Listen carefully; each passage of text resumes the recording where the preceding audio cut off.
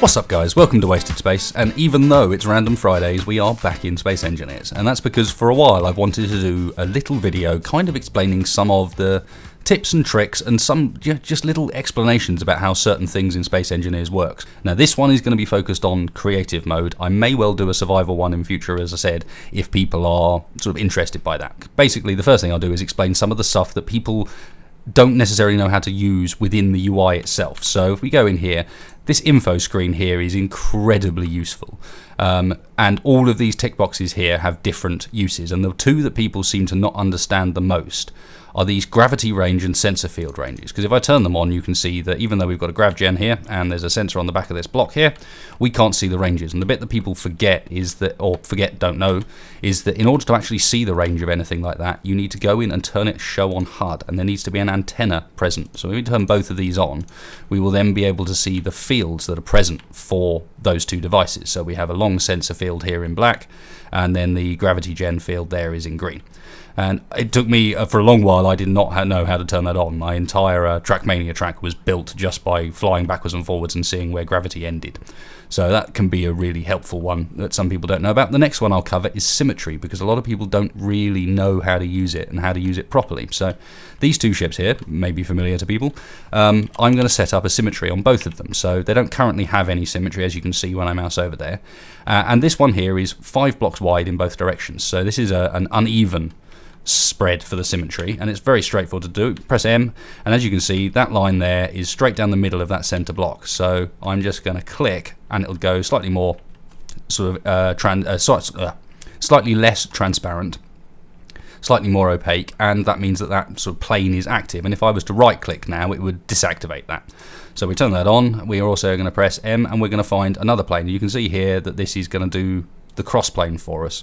So now we've got a Symmetry going in 2 different axes. Now for this craft, a third axis doesn't really work. There is a blue one here, as you can see, that you could turn another axis on, but it's not the right length and it's not symmetrical in that way. So I'm not going to use that, and they'll just cycle through until it disappears. And there you go. Symmetry is now set up for this model, and by pressing N, we can turn it on. And as you can see, as I start to go around the sides, it's going to duplicate anything I do in any of these positions with other blocks. But not only that, it's going to rotate them around to be the correct size as well. So I've deleted those 4 corners, and if I rotate these, you can see they're all going to fit across the entire craft, and it's placed all 4 of them at once. And sometimes the vision gets in the way, so you can press N again to turn that off. And there you go, they're placed not only in those 4 places, but the correct way round. So it's rotated them for us. Now, another bit with Symmetry that some people may not realise is that the reason you get 2 red ones is because, as you can see, this is a 2 block wide design, so it's not going to be symmetrical down that line. But if I press M again, I get one that's on the edge of the blocks. So I can then press that in the middle, and you'll see that that is, again, straight down the centre, and this works in exactly the same way. So I have to press M twice again to get this plane, but this plane down the centre of the blocks, and there we go. And we can do exactly the same thing like this. So I'll cancel that off. And now you can see it's doing the same symmetrical thing, but across a even symmetry rather than an uneven symmetry. So that's kind of how Symmetry works. The only thing to take into account when you're doing with Symmetry is be careful what you're deleting. You can often delete bits on some side that leave bits on the other side floating and not notice about it. So if I sort of delete here, you'll actually see I've deleted the whole thing away, and I won't be able to place anything. And if you imagine this was a much bigger design, it would be capable to do that. I think you've got one side fine, and then in fact you haven't, because the other side's busy floating away and you haven't placed it at all. So that's Symmetry. The next thing I'm going to go into is copy and paste, because copy and paste in Creative is hideously useful. It's so useful. So here I have my example of that. That there is a projector setup I built for one of my gravity missile craft, and this is literally how it started. I built the projector, and then I put a little bit of armor around it, and I used this and duplicated it in order to create this design here. So you can kind of see there's 3 sections to it, which is that design there rotated, and then obviously I've built it up a little bit beyond that. But this is a really good way of working in creative mode using copy and paste. So Control C to copy, Control V to paste, as you would expect. Control X will delete it as well, and you can paste these out and say, oh, I quite like the look of that top section, but I don't want the rest of it. There's nothing to prevent me bit of a mirroring in action there. From deleting that, these are now separate, so I can Control X, get rid of that bottom half, and now I've just got this top bit, and I like the look of that, so I'm going to use it again. And this is the next frustration with copy and paste, is how do I line these things up properly? And the trick to this is to make sure that you copy and paste from the place that you want to attach. So say I want to duplicate this to make it mirror down underneath. If I get a block out, place it just there on that end, but when I press Control C, now this entire thing, let's just rotate this round, is going to use that position as where it attaches, where I've copied from. So it's very easy for me to just click there and go on there. But if I try to do the same thing and want to do it on the side, you'll see this is now not going to line up like I want. So that one I could very easily take. Let's paste another copy of this down because I want to rotate it. I want to grab it from a different location. So we're going to put it there, and if I go around onto the inside now, let's grab it from, where should we grab it from? Let's grab it from the side, in fact. So let's grab it from there. And that's very easy now to paste onto the sides of these. So let's just line it up, rotate it round, and again, see how easy that is to line up because I've picked it from the location I want it to join from and I want it to paste from. And another thing that really helps is having the block out when you do so. Having this out rather than just having a bare hand makes it easier to line the thing up, I find. So you could then paste that on there and you're like, yeah, that looks all right. Let's have another one of those things, and look, I can't get that to line up under there because I've copied it from the wrong place. So that's copy and pasting, and really helpful, and I do this thing a lot. If I'm building a large structure that contains a lot of parts, and a lot of parts that I want to seem thematic in some way, I will have lots of these slightly different variants kicking around that are the parts of my ship.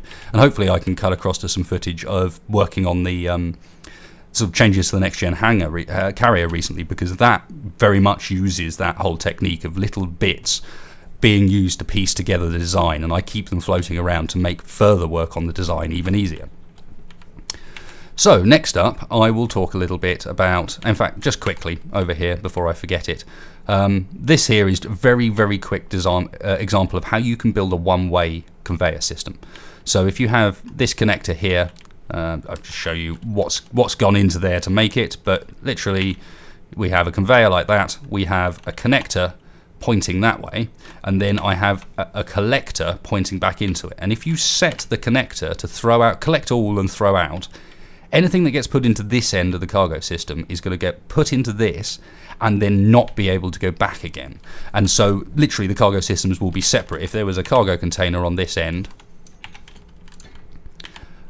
this wouldn't show, it doesn't show that end at all. I can't see this collector, it's not visible. So there's a few places where this can be really handy just to keep your cargo systems maintained without using scripts, and this used to be a lot more useful, and I could go into a lot more detail, but nowadays there are scripts out there to handle your inventory management for you. So check those out if you're really interested in something more complex than just one-way stuff like that. Now the next one up is connected to this copy and pasting thing again, and that is that I need to take, so this platform here is a station, and if I try and connect it onto here, you'll see that I am not capable of rotating it. I'm pressing the rotation buttons, press them nice and loud so you can hear, and it won't rotate, and that's because it's a station. Stations can't be rotated like that. So what you can do in order to fix this is if I should have done it with a slightly smaller example perhaps, if I get this out here and just go and access the sensor, we can go into here, and under the info panel we now have a convert to ship option, and clicking this will turn it into a large ship type, and large ships can be copy pasted. So it can be copy pasted, can be rotated when they're copy pasting. So if we go back here and try and connect it on in the same way again, it's not going to want to line up because there's something on that, the sensor's on that edge. So as I said, we can now rotate it around and hopefully find an edge that lines up. There we go. Boom. Perfect. Right, that's now connected on, which is fine, except I've connected onto something that's a ship. And so it's still got the problem that it's a ship, and ships in this game not only create slightly more lag than stations do, but obviously they move around. And for example, in here, this is my hangar setup. If I just jump in here quickly and turn on, where's the cockpit gone? Yes, it's all upside down because of what I'm about to demonstrate. Come on. Jump in here, and if I turn on this hangar flip and then press V, where you can see we are moving with the platform attached to us, because the inertia of that platform flipping, and with the mass it has, is actually going to rotate us pretty much 180 degrees by the looks of things. So there's definitely problems with leaving platforms as large ships. You don't want to do that. But if we go in here, there's no option to convert it back. So the way to convert something copy-pasted like this back into a ship again, or back into a platform again, sorry, sometimes you want to do it not because of copy-pasting, but the method to do this is if you get a new station and you want to try and place it somewhere nice and close so you don't have to do too much moving. About there looks good. And then on this we're going to put a merge block, and we're going to put a merge block in the corresponding location on almost corresponding location on the side of this. And then you see, if I thought about this better, I would have already put some thrusters and a gyro on it so that I could actually control it. But let's do this real quick.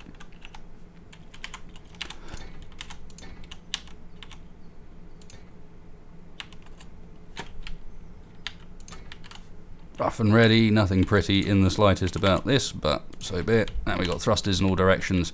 And what we're going to do is we're going to line up with that merge block, and when we merge onto that merge block, it's going to turn us back into a platform again, because the merge block is a platform, and platforms take priority somehow in these sort of scenarios. Like when you're merging on, the merge block is considered more important than the structure you're in. So unfortunately this is quite a big fat heavy structure, but let's see if the merge block can't pull us in of its own accord. Let's go left a bit. Come on.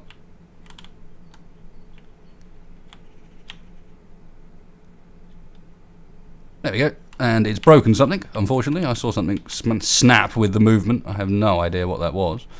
Oh, it was a bit of the door just jiggling around. Not too bad.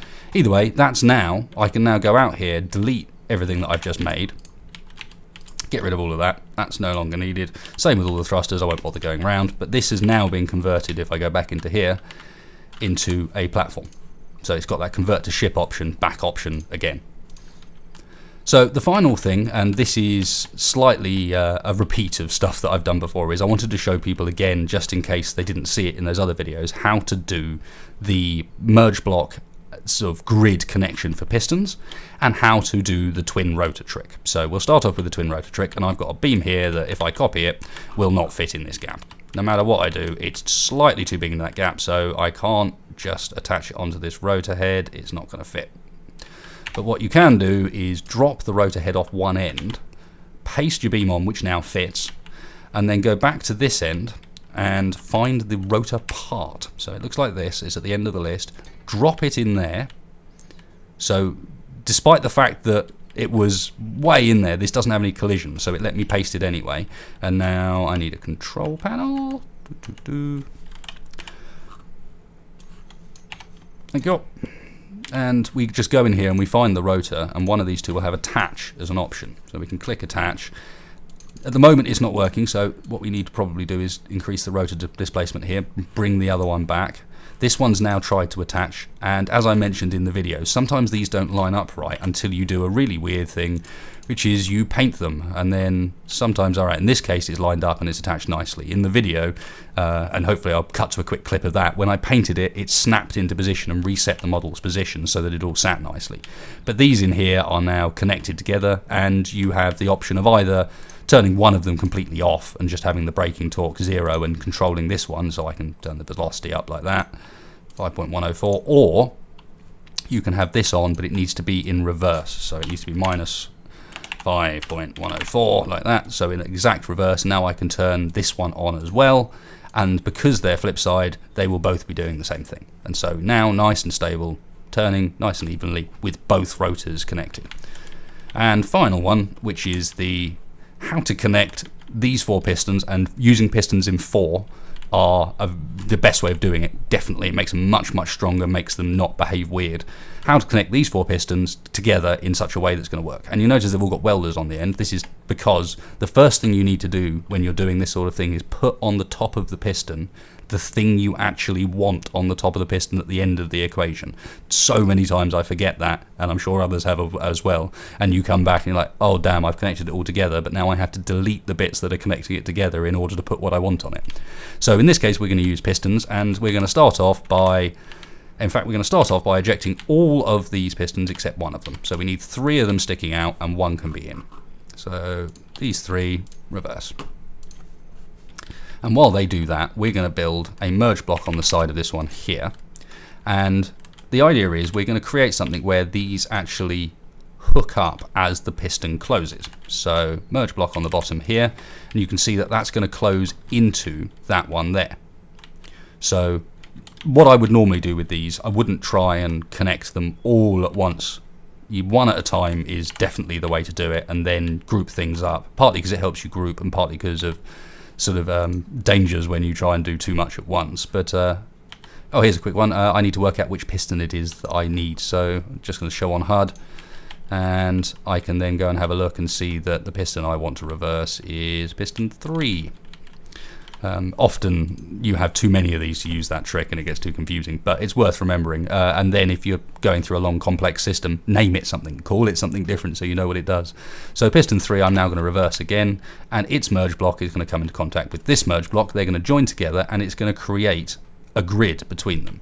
And as soon as it's done so, I'm going to place a block in the middle. And at the moment you'll see that, okay, I can place that, but in a second I'm not going to be able to. There you go.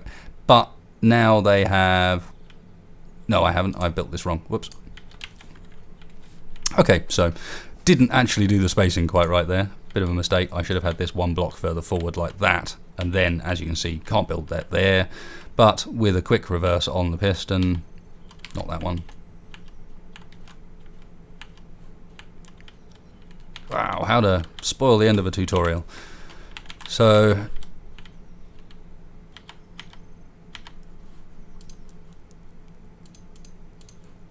this one's the one we want to get out. Quick reverse on you, build on the bottom of you, this, and then shut her again.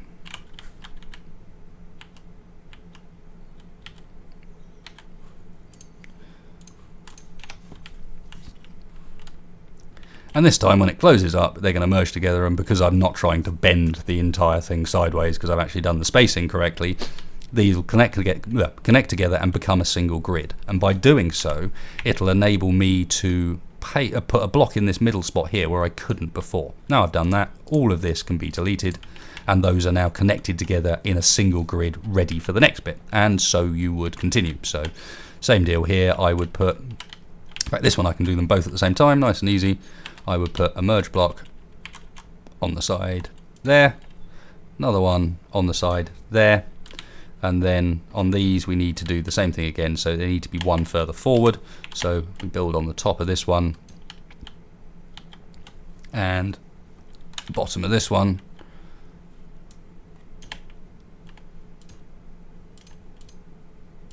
Like so. You get the idea, and that those would now close up. Oops, there. Those would now close up in the correct places, and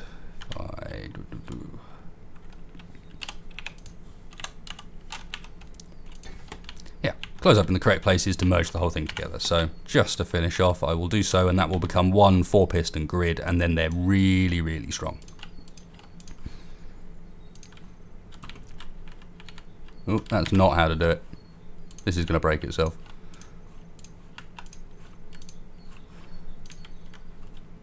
Did I rescue it in time? Just about. Yes. Dum dum dum. Click. Click. One big grid, and then this entire central area can be filled in if we wanted to. And we can get rid of all this unnecessary stuff in here. Done. One 4-piston grid that's all connected together, and because of that is really, really strong. Like, you will not cause problems with a grid like that in the same way you will do with a single piston grid or a dual piston grid. These are really strong, and then all you need to do, or all you need to make sure to do, is to group them so that you make sure you always do the same thing with each one of them, because if you do something different with one of them, it breaks. So if I try and reverse one of them there, you can see that it's going to go a bit haywire. Excuse me. So thanks a lot for watching, guys. I hope you found this vaguely interesting, vaguely informative. Obviously, it's not a guide aimed at sort of experienced players with Space Engineers, but more aimed at giving you a few of the more simple tricks. If this is something you'd like to see more often, and I can go a bit more in depth into how I actually build the designs of things and how I sort of approach the thought process of coming up with this stuff, then I'm quite happy to do that too. Let me know down below. And if you've got any sort of clever tricks that you use while building that I've not covered here or you think I should cover, hit me up with those as well. I'd be really interested and help other people out too. So thanks a lot for watching, guys, and I will catch you next time.